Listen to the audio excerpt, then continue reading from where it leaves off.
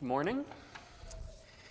What tonal whiplash it is to sing God is so good and then to talk about 1 Samuel 15. A lot of people don't like this reading or readings like this. This is one of the passages in the Old Testament where God declares a holy war on a people to eradicate them from the face of the earth. In this case, he's talking to Saul and he's commanding them about Amalek. This is from Tuesday's reading. If you've been following the scripture reading, you're aware of King Saul. He's just ascended the throne recently, and God is sending him out on a couple of different missions. He had a war against some people in chapters 12 and 13. He had a war against the Philistines in chapter 14. He has a war against Amalek in chapter 15. And chapter 15 is where you start to see his disobedience. One of the points being made across the narrative of the Bible is we're looking forward to the example king, the great king who's going to be a faithful leader of God's people. But we all know that's David. And Israel started asking for a king about 40 years too early, before David was even born. So God gives them Saul. He's the one Israel thinks they want. He's the tall one, he's the handsome one, he's the one who looks like he should be in charge. He looks like the kings of all the nations around them. He looks like the guy who is in control. And God gives Saul to Israel partly as a lesson on what they should really be looking for in a king. Starting in chapter 16, God selects David and puts David on a path to monarchy. We all know Saul's not the end goal here. Saul's not even a great stop along the way. And yet Saul in chapter 15 very effectively demonstrates why he is inadequate as a king of God's people, because he disobeys. Chapter 15 is an interesting story. We'll deal some with the command of God to destroy Amalek, but we'll also deal a lot with Saul's disobedience and what it means for him and what it means for us when we disobey God. If you will, let's read 1 Samuel 15 together. I'll start in verse 1. I'll go down all the way through verse 35. That's the end of the chapter, and I'll let you know every 10 verses or so where we are in case you quit following. 1 Samuel 15, starting in verse 1. Samuel also said to Saul, "The Lord sent me to anoint you king over his people, over Israel. Now therefore heed the voice of the words of the Lord. Thus says the Lord of hosts, I will punish what Amalek did to Israel, how he laid wait for him on the way when he came up from Egypt. Now go and attack Amalek and utterly destroy all that they have, and do not spare them, but kill both man and woman, infant and nursing child, ox and sheep, camel and donkey."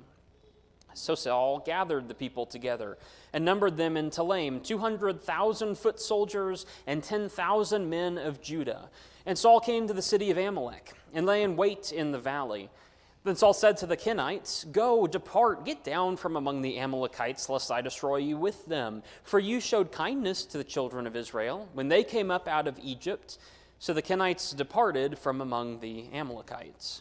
And Saul attacked the Amalekites from Havilah all the way to Shur, which is east of Egypt. He also took Agag, king of the Amalekites, alive and utterly destroyed all the people with the edge of the sword. But Saul and the people spared Agag and the best of the sheep, the oxen, the fatlings, the lambs, and all that was good. They were unwilling to utterly destroy them. Everything despised and worthless, that they utterly destroyed. Verse 10.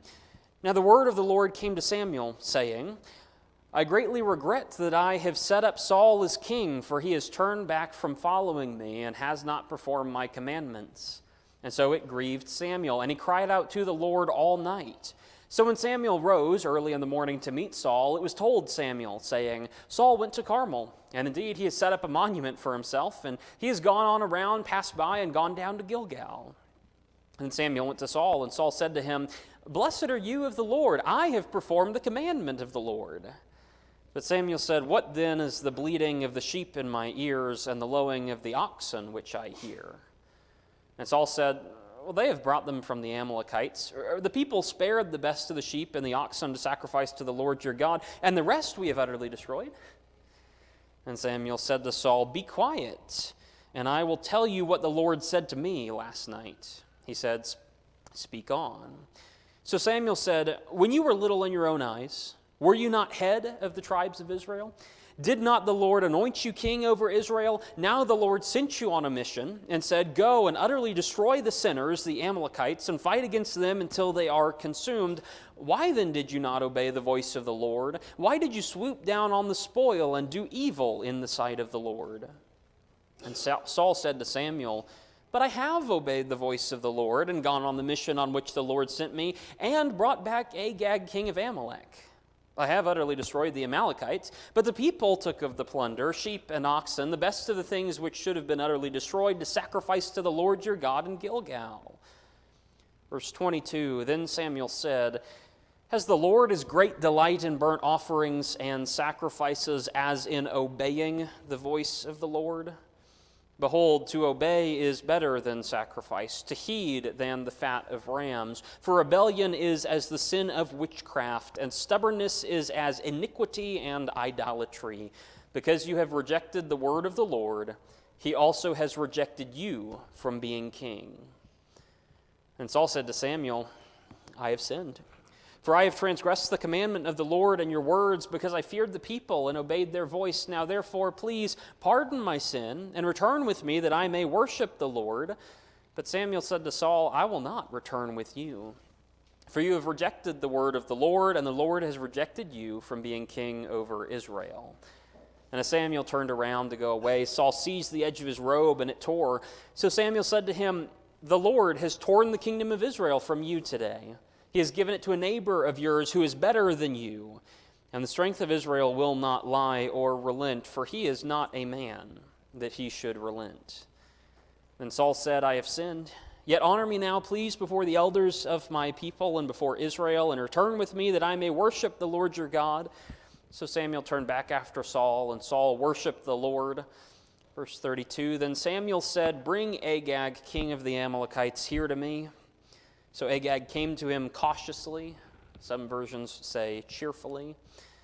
And Agag said, "Surely the bitterness of death is past." But Samuel said, "As your sword has made women childless, so shall your mother be childless among women." And Samuel hacked Agag in pieces before the Lord in Gilgal. And Samuel went to Ramah, and Saul went up to his house at Gibeah of Saul. And Saul went no more to see Samuel went no more to see Saul until the day of his death. Nevertheless, Samuel mourned for Saul, and the Lord regretted that he had made Saul a king over Israel. Well, isn't that just terrible? A downer of a story, isn't it? When God's people allegedly don't obey God, they are not his people, and thus they are condemned, and there is no joy left in the chapter. There's a reason that we're told stories like this, because so many people nowadays live in the same way, and we live disobedient lives before God, and then we expect there to be a happy ending, but God wants to assure us that there won't be. When you disobey, there are consequences. Even when the disobedience is to a command that seems like it is so harsh, like verses 1 through 3. Saul is given a very simple job, an assignment, if you will. It's go and wipe out the kingdom of Amalek, because they are evil people. It's a simple job. There's not many ways to mess this up. Go wipe them out, and wipe them out completely. No survivors. If there is any survivor, you failed in your job. And yes, that means people, and yes, that means animals. There were occasions at which God allowed some of the people to be spared. There were occasions in which God allowed the destruction of people, but a plundering of their loot and a taking of their spoil. This is not one of those. And God is very clear in verses 2 and 3, especially in verse 3, just slaughter everything that breathes and make sure you don't bring any of it back to Israel. A lot of people have a problem with this, because they'll hear this kind of pronouncement, and the fun word that gets thrown around today is genocide of a people. Oh no, God is commanding another one, a killing of a whole tribe or a whole kingdom or a whole people. How could God command this? If God was really good, he wouldn't command this. If God was merciful, he wouldn't do something like this, and they voice all these complaints. The question is this righteous? The question is, should Saul be doing something like this? Or maybe the question is, why would God command something like this? Well, this isn't really an exhaustive look at the issue, but here are a few suggestions. Number one, what you see in the text is a historical precedent for the annihilation of a people. The command is given, and the command is justified in verse 2. I will punish what Amalek did to Israel, how he laid in wait for him on the way when he came up from Egypt. Why should we go and annihilate this people? Because they did it to us first. Go back in history and suddenly you read some stories about what Amalek did to them. The specific instance we're talking about is in Exodus 17, starting in verse 8, kind of going down through verse 16. Amalek came and fought with Israel in Rephidim, and Moses said to Joshua, choose some men and go out and fight with Amalek, and tomorrow I'll stand on the top of the hill with the rod of God in my hand. It's the part of the story where Moses, when he raises the rod up, the people win, and when he lowers the rod, the people lose. So he has two helpers who are there to elevate the staff and make sure that Israel wins the day. But here's what it says down in Exodus 17 in verses 14 through 16. The Lord said to Moses, write this for a memorial in the book, and recount it in the hearing of Joshua, that I will utterly blot out the remembrance of Amalek from under heaven. And Moses built an altar and called its name, The Lord is my banner. For he said, because the Lord has sworn, the Lord will have war with Amalek from generation to generation. Encoded in the early law is a statement of judgment that Amalek will be dealt with, and 1 Samuel is the fulfillment of that history. Of course, you may think that that still sounds harsh, but I would recommend you go to Deuteronomy 25. A further explanation also written into the law of Israel, reminding them of just how bad Amalek treated them. Deuteronomy 25, verses 17 through 19. Remember what Amalek did to you on the way as you were coming out of Egypt, how he met you on the way and he attacked your rear ranks, all the stragglers at your rear when you were tired and weary, and he did not fear God. Therefore it shall be when the Lord your God has given you rest from your enemies all around in the land which the Lord your God is giving you to possess as an inheritance, that you will blot out the remembrance of Amalek from under heaven. You shall not forget. You read Exodus 17, it sounds like Amalek is one people that comes out for an honorable battle against Israel and God gets irrationally angry at it. You read Deuteronomy 25 and you realize after a day of marching, like the jackals or the coyotes who come out and take the straggler down at the back, they're preying on the helpless. They're preying on those who can't defend themselves. Their modus operandi seems to be taking advantage of the weak and killing off all the stragglers at the back of the line. These are not a good people. Samuel later on, talking to Agag, talks about how Agag has made so many people childless with his own sword. 1 Samuel 15 and verse 33. That's why the condemnation is happening, because Amalek is an evil people. When God declares the destruction of a people, it is because they are evil and they need to be destroyed. There's also a precedent. You can defend this assignment on terms of how we do judgment. The basic way we go about judging is very much the same. Some people have a disagreement with this passage in particular. They say Amalek hasn't hurt Saul, so why does Saul get to be the one to go and judge other people? Well, the judge in the courtroom probably wasn't the one who was stolen from, but he's still passing judgment on the thief, isn't he? The way that we do judgment is not based on who was affected by it. The way we do judgment is based on the principles of God and the eternal truth that's in there. If we see someone doing evil, we pass judgment on that evil. We make sure that doesn't happen again. We all understand this. Now make sure that you're not doing it individually. 1 Samuel 15 is not a command for Saul to abandon the law and go and do whatever he wants to and take control of the situation and get his own personal vengeance. In fact, it's a command for one government to pass judgment on another. Romans 13 is very clear on this. Governments have been given the sword for a reason. You can use that for a reason. You as an individual don't have the right to go out and seek your own vengeance or your own justice, But you, as a member of a country, have the right to ask the country to seek justice for you. That's why God has given a law. There is a precedent in terms of judgment. Thirdly, there's a divine precedent to it, in that God said so. And if God said so, you should probably do it. Why should we go and destroy Amalek? Well, God can give any reason he wants to. He can give the historical argument. He can tell you all of the fine details about why he's determined it. Or he can just say, I've determined it. Go and do what you should be doing. When God commands, you shouldn't refuse. It doesn't matter how you feel about the thing in particular. Nothing in this passage says Saul wanted to go kill Amalek. Nothing in this passage says Saul enjoyed killing Amalek. Nothing in this passage says Saul wanted to go and engage in this. In fact, he goes to great lengths to not do what God said. Seems like he was kind of against the idea, but he was called to go and do it anyway. It's very important to note here, this is according to God's will. If this were just a war for man, Saul would go in and take their stuff and loot them and take their territory or take their money or take their animals or take their people. He would go in and get slaves for himself. He would do all these things so that he receives a physical benefit. But God makes sure in verse 3, you're not going to get anything out of this.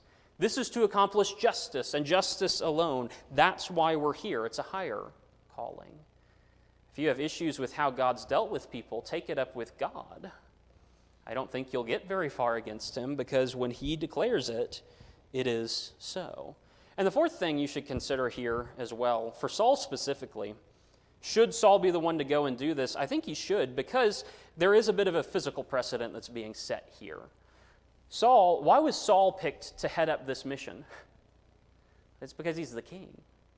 It's because he's been given authority over Israel. It's because he's been given the authority to go and execute judgment on this other nation. If you are the king, you're going to have to do things that are unpleasant to those, to yourself or to other people around you. And yet, if you are the king, if you are that kind of authority figure, you don't have the ability to step out when things get uncomfortable. This can apply even in the modern age to stuff like governmental service for Christians, or to things like military service for Christians. I know there are many here that have been or currently are in some branch of the military. Christians are not forbidden to serve in the government or in the military in any of those occupations, but I do, if someone asks me if it's okay if you go into the military, I always say, yeah, it's fine, but be careful, because you may get asked to do some things that you don't personally enjoy. Saul doesn't get a right to say, well, I don't want to kill Amalek, so I'm not going to. He is the king. He can't just give that to somebody else. It is his responsibility to step forward. If you step into a role with increased authority, don't be surprised when you have an increased responsibility. That is not a confusing idea. That is not a new idea. Saul is the king, so he must do some unpleasant things for the sake of his people. If you're going to be in the military, you may be told to do things you don't particularly want to do. If you're going to be a police officer, you may be told to go and do things you don't particularly want to do. Just know that going in, because God has given some amount of authority. Be careful with that. You've been granted much, and so much is required from you. When people look at the Old Testament and they start to argue that God is harsh because he's killing all these people, well, yeah, he's harsh in the sense that any kind of judgment is harsh. Any kind of punishment could be considered harsh to the people getting punished because they don't want to deal with the consequences of their actions, but it doesn't mean he's not right. I find it telling that people who are so angry at God when he intervenes directly and declares the destruction of an evil people are also the people who get angry at God when he doesn't do anything and allows the evil people to exist. If God declares that Amalek should be killed, someone's going to be mad about it. If God declares that Amalek should be spared and Amalek goes on to kill other people, everyone will ask, where is God and why isn't he getting involved in the situation? Well, maybe it just comes down to people who hate the existence of God, not people who hate justice and mercy as God is dealing them out. This whole chapter and the whole need to destroy Amalek is a reminder that we live in a broken world and that life is not going to be perfect and nice and pleasant all the time. There are some things that are horrible and there are some things that must be dealt with. And God is commanding that in this assignment. So Saul goes and does it. He takes his action, and he actually does two things. Well, he kind of does three things here. There's a three-pronged approach in verses 4 through 9. The first thing he does is he goes to the Kenites, a people that God did not say anything about, and he says, get out from among the Israelites, or from among the Amalekites, sorry. God didn't tell me to kill you, so don't make my job more difficult than it is. The Kenites had evidently done something good in Israel's past, according to verse 6, and so the Kenites leave. Those who have shown mercy are shown mercy. On the other hand, Saul goes in and kills the Amalekites. God told him to. That was the command, and so Saul does it. In verses 7 and 8, they utterly destroyed all the people in verse 8 with the edge of the sword. That's what God said to do, not a pleasant task, but it is necessary, and so Saul does it. Those who were merciful received mercy, the Kenites. Those who were evil received evil in return, the Amalekites, except for when Saul doesn't. And that's kind of an issue, isn't it? Because Saul breaks from the pattern. See, God was trying to illustrate something through Saul. God was trying to illustrate his justice and his mercy. Those who show mercy, the Kenites, they receive mercy. Those who do evil to others, they receive evil. Those who kill others, they are killed. And Saul follows that until he doesn't. And suddenly, instead of having a nice, clean division, the good receive good, the evil receive evil, suddenly, if you wanted to summarize this passage, you would say, the good receive good and the evil receive evil, except when they don't, or at least not right then. Justice and mercy suddenly gets a lot more complicated when Saul does not obey the command of God. We killed all the people. Oh yeah, but you didn't kill Agag, did you? That means not all the people are dead, because Agag is from Amalek as well. We got rid of the animals. Actually, we didn't get rid of all the animals. We got rid of the bad ones we didn't like.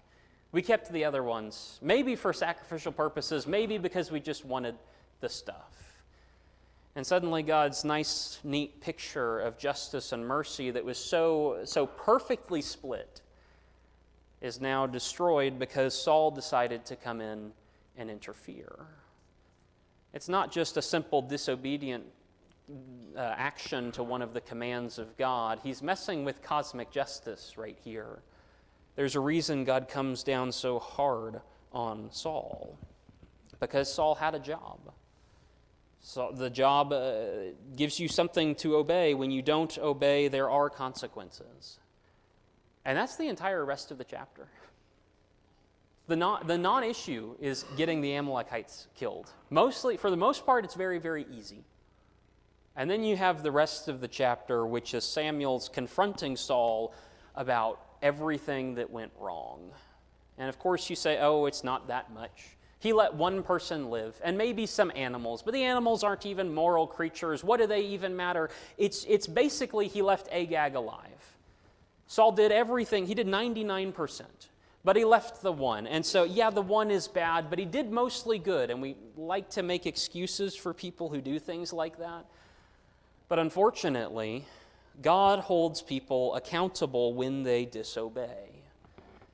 And we have a tendency, because we are disobedient ourselves, we have a tendency to take disobedience much too lightly, but God does not. What are some things you see as Samuel starts talking to Saul? What are some things you see in the consequences of disobedience, lessons that you learn from Saul? Number one, when you disobey God, here's what you learn. You learn that God's upset. Verse 11. Also repeated down in verse 35 at the end of the chapter, God says, I greatly regret that I have set Saul up as king. If you disobey God, there are consequences. You can obey him 99% of the time and then disobey the 1%, and guess what? I greatly regret that I blessed him in that way. I greatly regret that I put him in charge, because it's clear he's not going to obey completely as the king has been commanded to. When God gives you a job and you fail at your job, how does God feel about that? It's not going to be positive. If you want God to be glad he has blessed you, don't go against him, because fighting him only leads to his upset and regret. The second thing you learn is it's not just God. When you cross the command of God, it's not just God you upset, it's God's people. You also upset all of them, because the relationships you have with other people are based on the fact that you are all obeying God. Verse 11, as soon as God says these things, Saul hasn't performed my commandments, and it grieved Samuel, and he cried out to the Lord all night. In verses 13 and 14, Saul sees Samuel.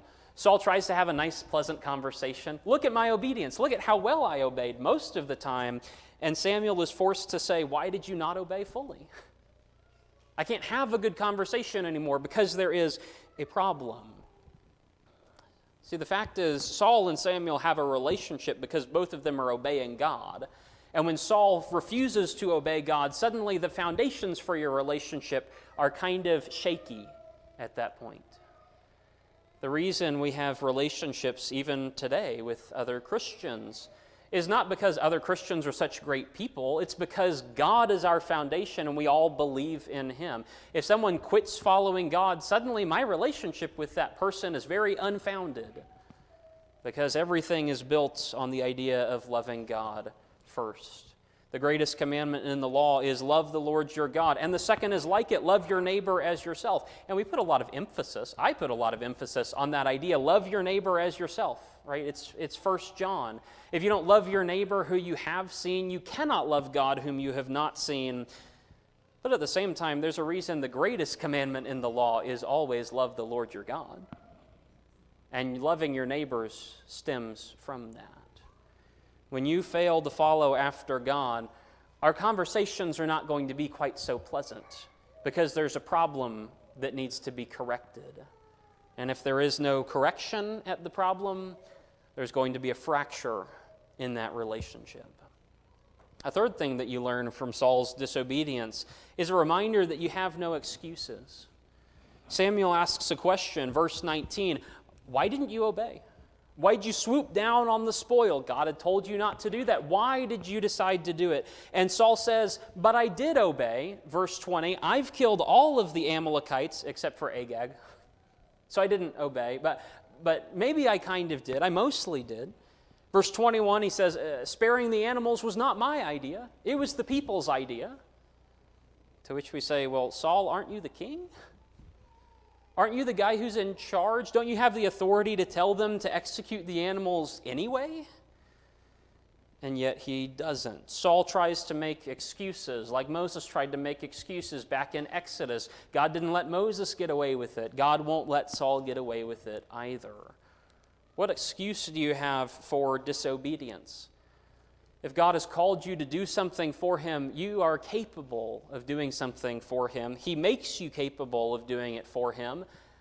And yet, how many times do we fail to obey, and then we try and make an excuse as to why we didn't obey because that makes us feel better?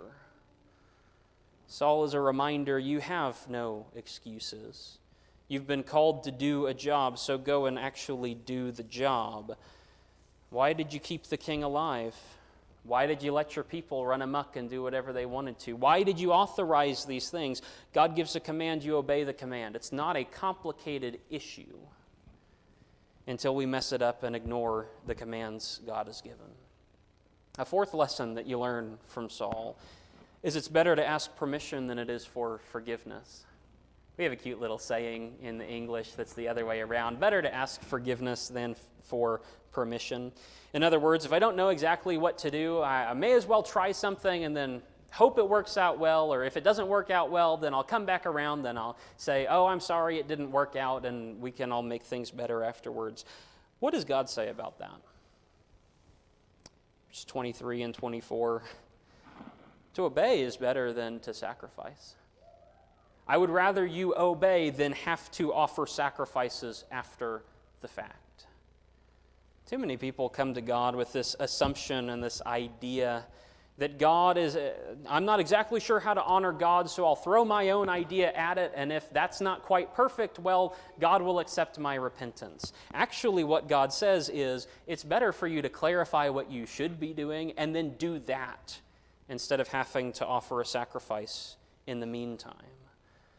God is honored best through our obedience, not our creativity.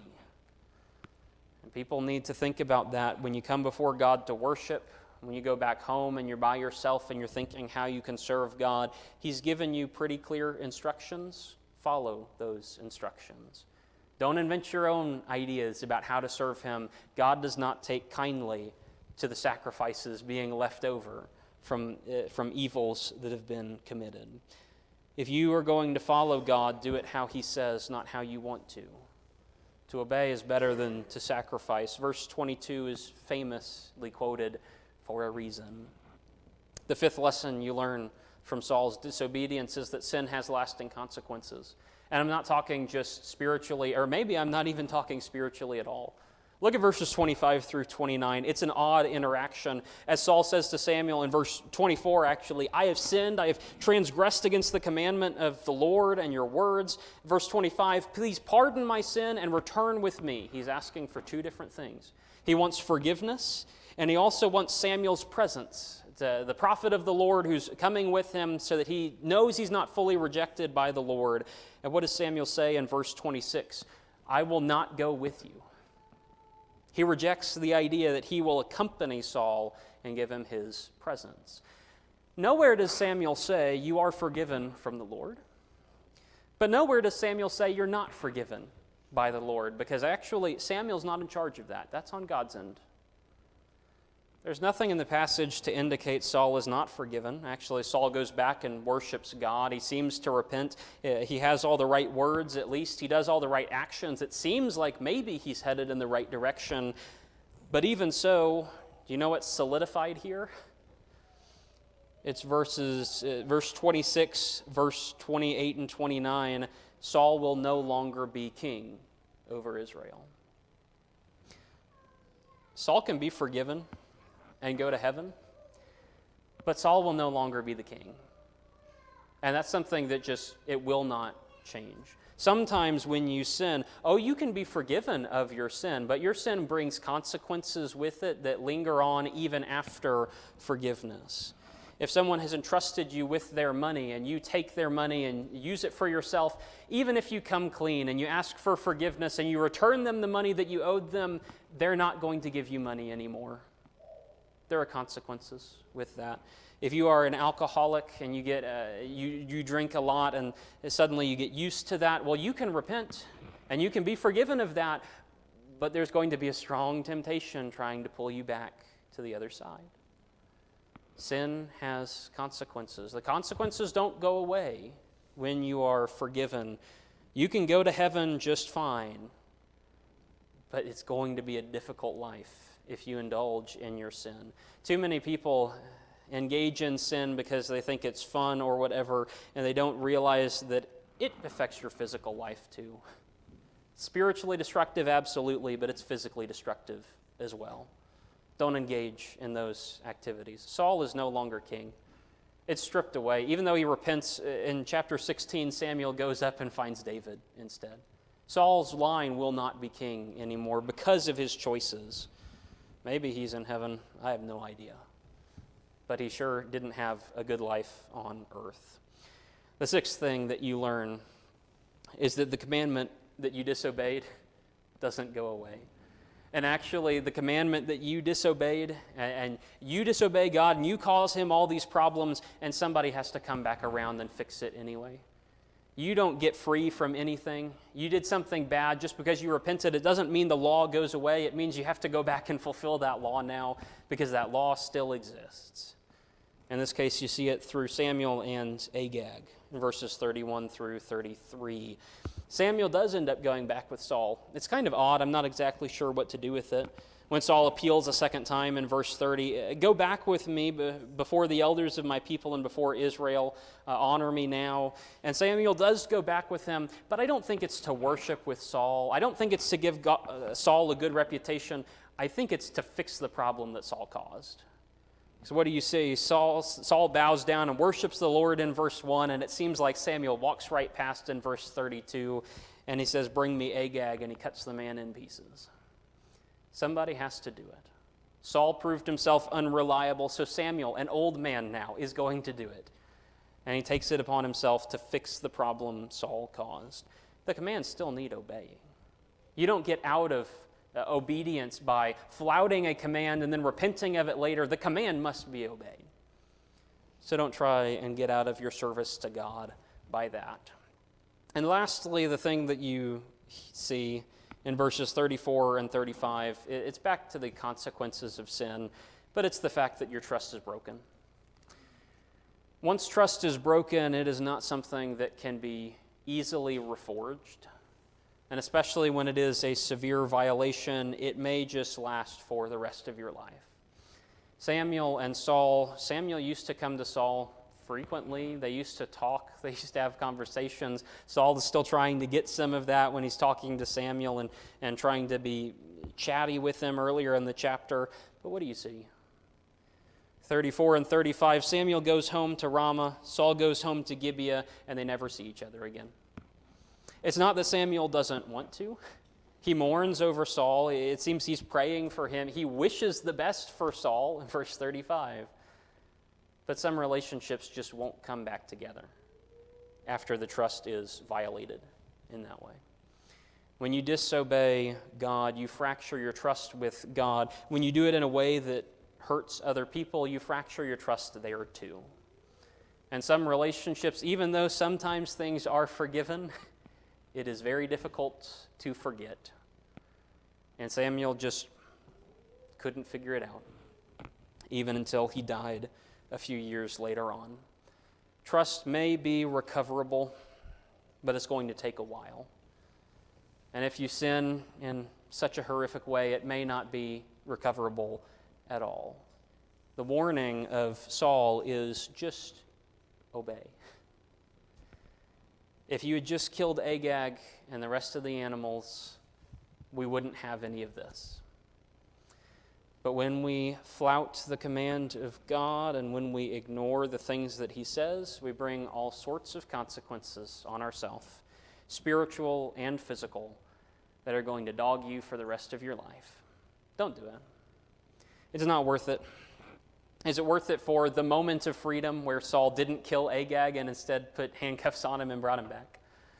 Is it worth it for the few sacrifices you might offer afterwards and maybe some kind of repentance? Is it worth it in the joy you get for a few minutes free from God's control, that you go out and do something and then you're going to regret that for a long time, maybe forever? Is it really worth ignoring the command of God? Even as bad as the violation was, the good news is that Saul could be forgiven. The bad news is that this mistake would haunt him for the rest of his life, and God would prefer for you not to go through similar things. So, as we come to the end of the sermon here, and the message and the warning, just a reminder, just obey. Obedience is so much better than having to offer the sacrifice afterwards. I don't know where you're at this morning. You may be very obedient and very good at obedience. You may be terrible at it. You may even be suffering some of the consequences of disobedience, of various things throughout your life. Whatever it is, you can be forgiven. Whatever it is, you can go to heaven. It may be a tough path to get there, but it's better to start now than to wait and try starting later. If there's anything that we can do to restore you to God or help you be in contact with Him for the first time, just let us know. Come down, talk to me. I'll be standing right here as we all stand and we all sing this song together.